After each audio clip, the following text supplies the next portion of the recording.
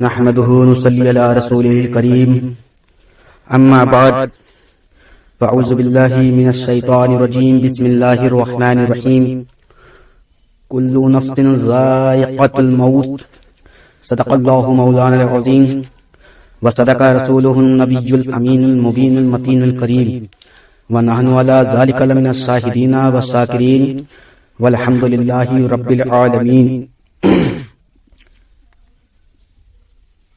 حاضرین محترم، السلام علیکم ورحمۃ اللہ وبرکاتہ. آئیے کچھ عرض معروف سے قبل سب سے پہلے مکے کے سردار، مدینے کے تاجدار جناب احمد مصطفیٰ محمد مصطفیٰ سرکار دو عالم صلی اللہ تعالی علیہ وسلم کی پیاری مقدس بارگاہ میں ہدیہ درود کا نذرانہ با انداز غلامانہ پیش کرے. پڑھے با آواز بلند اللہم صلی علی سیدنا مولانا محمد علیہ وبارک وسلم صلاۃ و سلام علیک یا سیدی یا رسول اللہ صلی اللہ تعالی علیہ وسلم. اعلی حضرت امام عشق و محبت بڑے ہی پیارے انداز میں ارشاد فرماتے ہیں، انہیں جانا انہیں مانا نہ رکھا غیر سے کام، للہ الحمد میں دنیا سے مسلمان گیا. ابھی ہم نے آپ کے سامنے قرآن مجید کی بہت ہی پیاری، بہت ہی اچھی ایک آیت شریف پڑھنے کا شرف حاصل کیا.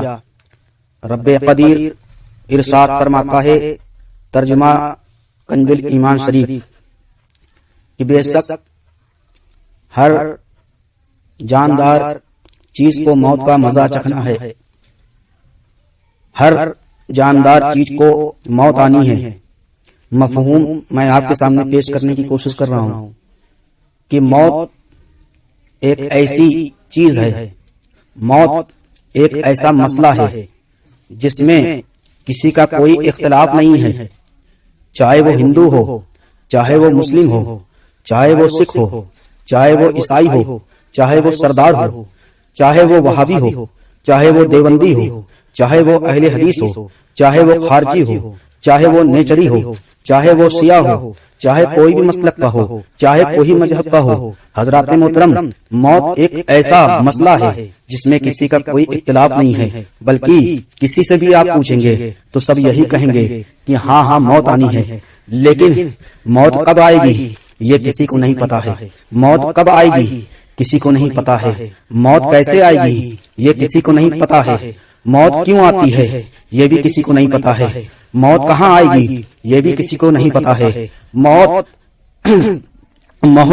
جو انسان کو آتی ہے وہ حق ہے. وہ کس کی وجہ سے آتی ہے؟ جب اللہ نے بندے کو پیدا کیا ہے تو اسی کے ساتھ ساتھ اس کی موت کا بھی انتظام کر دیا ہے.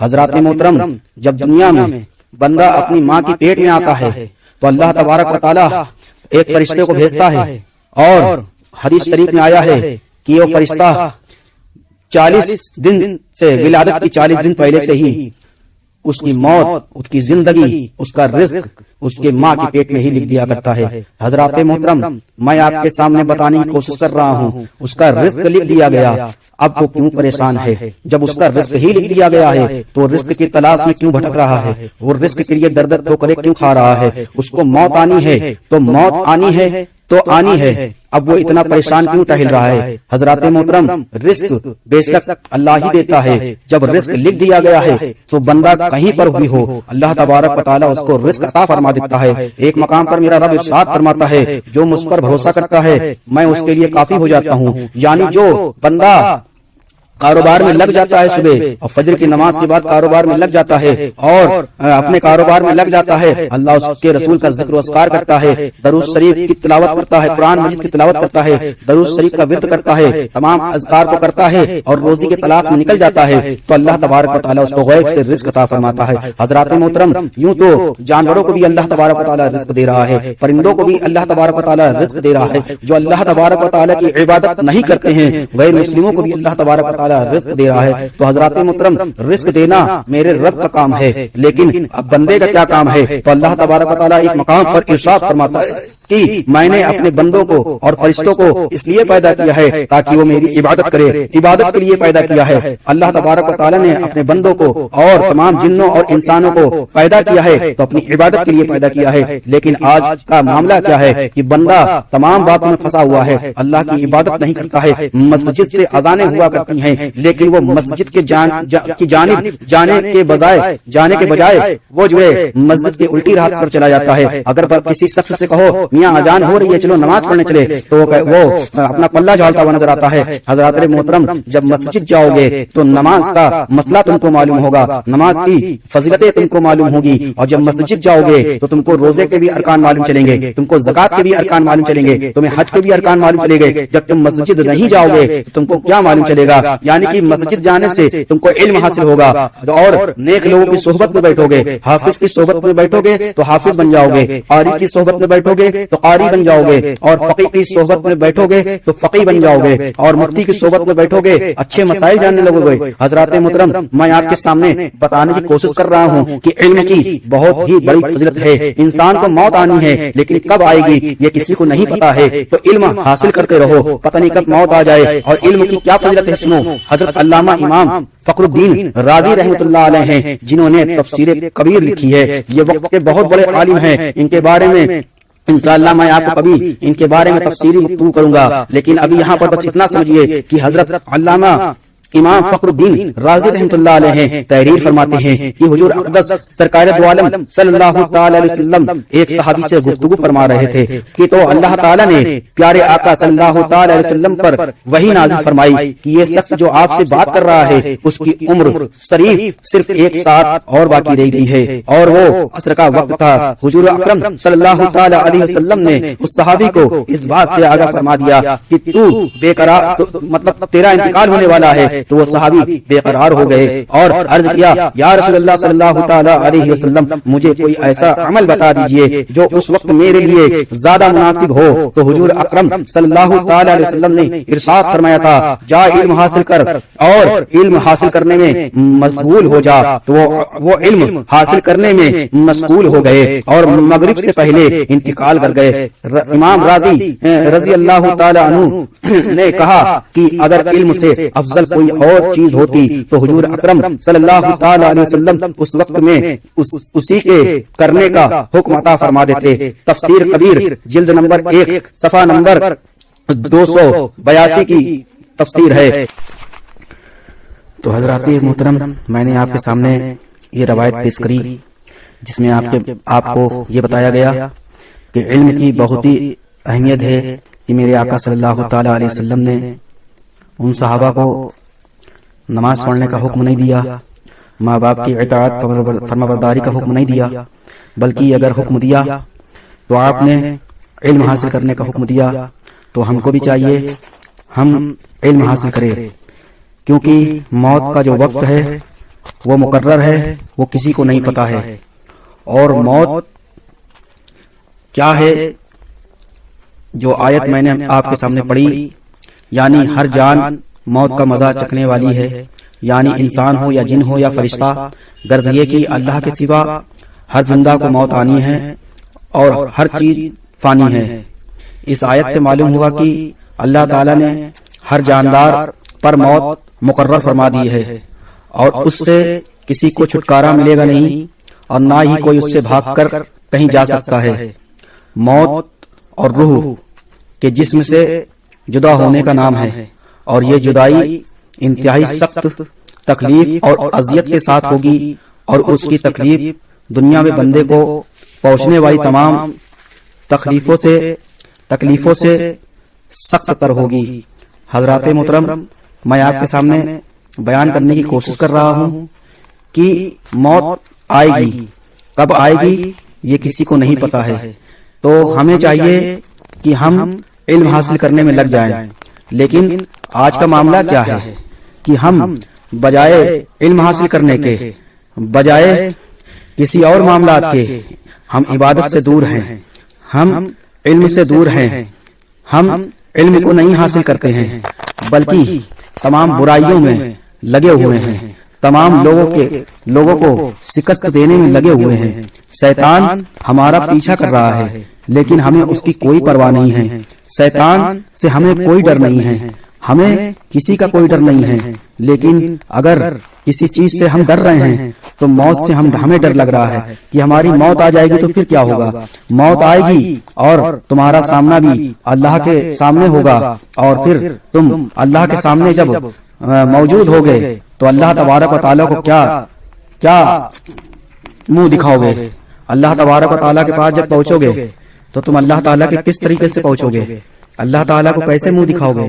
हजरत मोहतरम, नहीं, बल्कि हमें ये चाहिए कि हम अल्लाह से डरें और हम सुबह शाम तौबा करें और अल्लाह की बारगाह में हमें जाना है और प्यारे आका सल्लल्लाहु ताला अलैहि वसल्लम को मुंह दिखाना है। लेकिन ये कब होगा?